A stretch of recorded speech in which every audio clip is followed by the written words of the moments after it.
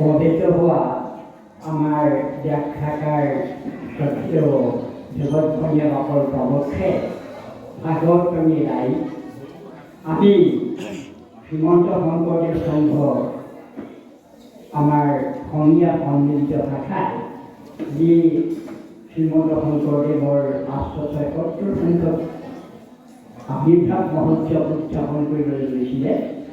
এই আবিৰ্ভাৱ মহোৎসৱৰ আজি প্ৰথম দিনাৰ ইয়াৰ ৰাতিৰ কাৰ্যসূচী। এই ৰাতিৰ কাৰ্যসূচী ভাগৱত ব্যাখ্যা ব্যাখ্যাকাৰে আমি ইতিমধ্যে আমাৰ আসনে গ্ৰহণ কৰিছে।